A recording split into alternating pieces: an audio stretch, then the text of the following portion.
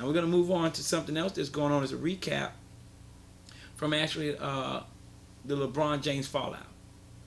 Now, I blasted some Cleveland fans, and I want to clear a couple of things up.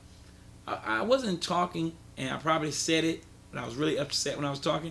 I wasn't talking about every single person that's in Cleveland. Only those fans that was misbehaving. Only those fans that thinking that LeBron James somehow has a personal contract with them individually. Those are the people I'm actually talking about. So in case in my rambling on last week or last segment of the show, well, not last segment, the last time I talked about LeBron, if I'm going to clear it up, I'm not talking about every person in Cleveland. I'm only talking about those demented fans that seem to think that LeBron owed them something personally. Okay? People was bashing LeBron for doing his 1 hour special on ESPN. They blast ESPN instead of ESPN now. That they ruined it hurt their reputation. I don't know how they hurt their reputation. Listen, if LeBron James wasn't a great basketball player, ESPN wouldn't have not agreed to those terms that they agreed to have LeBron on to do that 1 hour show. Now, everybody talked about it, but you know what? That was a second highest rated show this year. 13 million viewers. Wow. 13 million viewers watched LeBron make his announcement on the show.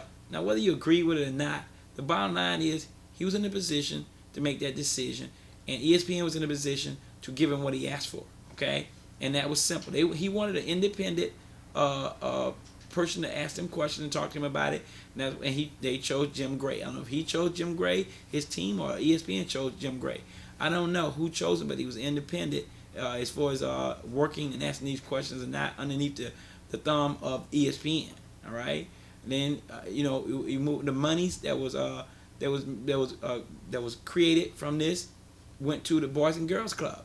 People, I talked about this in the last time I talked about the show. Well, I know why he's talking about that. He didn't keep any monies for himself. He sent money to the Boys and Girls Club. Someone reported it was like $2.5 million. I think that's huge. I think we should be giving more credit to LeBron than the criticism that he does not deserve.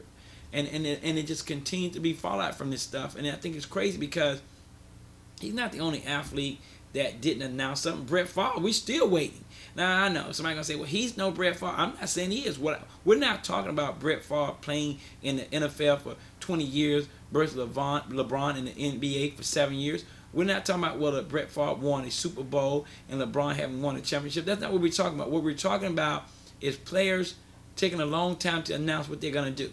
And if my memory serves me right, this is Bret Favre like third year or maybe fourth year of not saying anything. I mean, hey, the coach, children, he went down to Tupelo, Mississippi just recently to try to get a handle on what Bret Favre is going to do, because Bret Favre is not saying anything again about what he's going to do. How come it's not an outrage about that? How come we're not screaming and hollering blood and murder that Bret Favre? I don't hear anybody he has earned the right. Nobody's earned the right to do anything.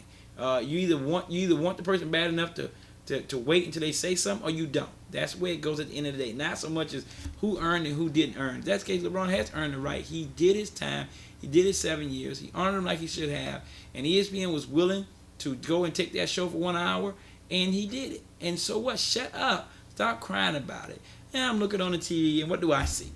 I see more of those LeBron James, what should I call it? Going through LBJ withdrawal, LeBron James withdrawal, okay?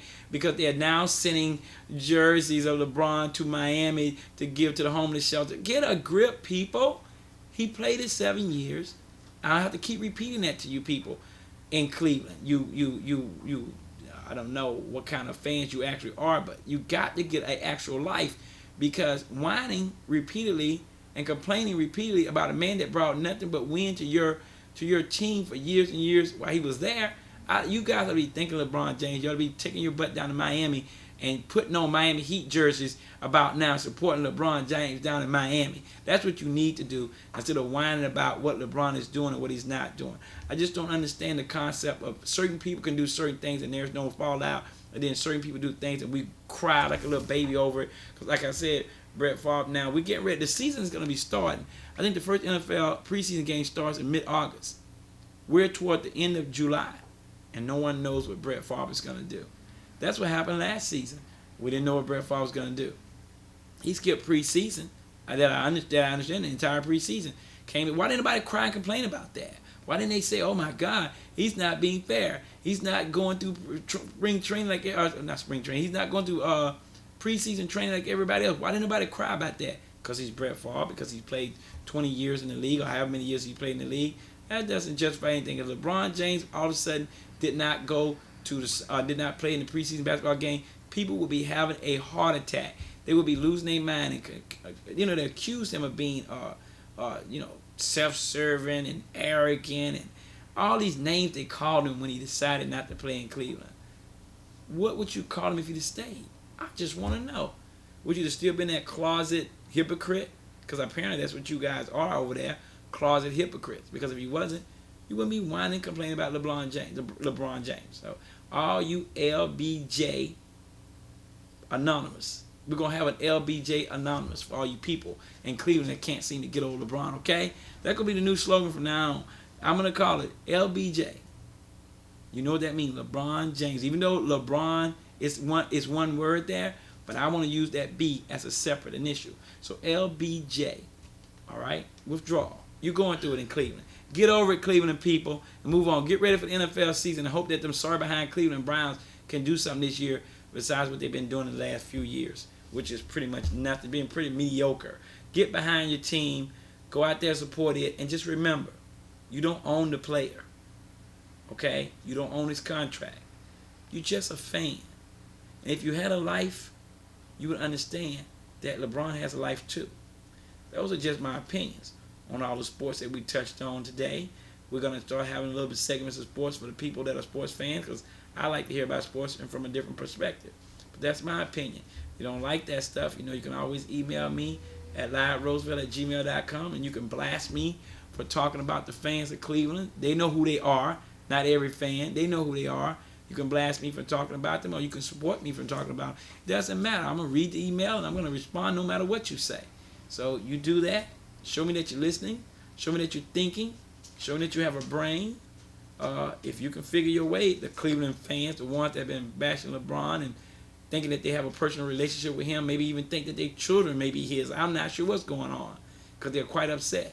If you can't figure out how to work the computer, get some help. Like I told you on the last time we talked about this.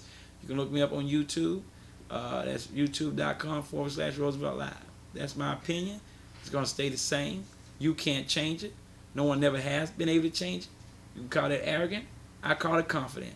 That's my opinion. Tell me yours.